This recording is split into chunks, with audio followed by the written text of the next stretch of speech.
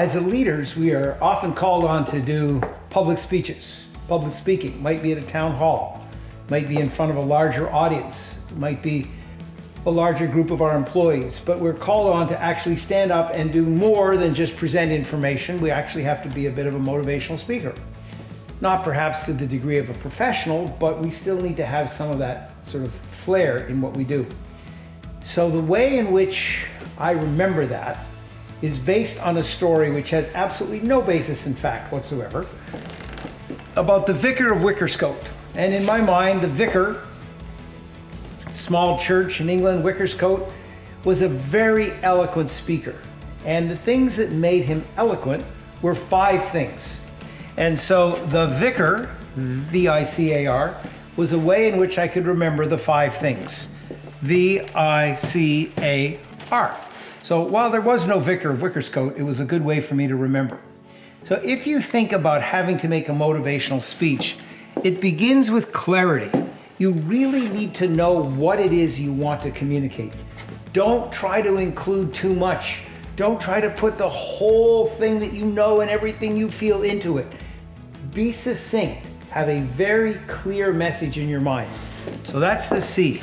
And that is the most important piece because everything begins there. The V is use visuals. Now, sometimes your visuals can actually be visuals like on a screen, and sometimes they can just be mental visuals. You paint pictures, you make descriptions, use your words to create mental pictures. But where possible, if you can use actual visuals, that will help. The I is involvement. Try to involve the audience in some way. And there's a lot of very easily accessible technology that allows for multi-voting. And that's one of the best ways to involve the audience.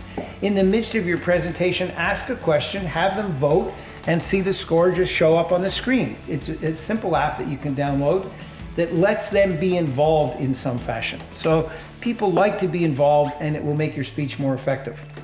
The A is anecdotes. When you can illustrate this clarity with an anecdote, when you can tell a story or a short example that brings it to life, it perhaps is directly related, or it could be a metaphor or an analogy. But people like stories, so you bring your stories in the form of an anecdote.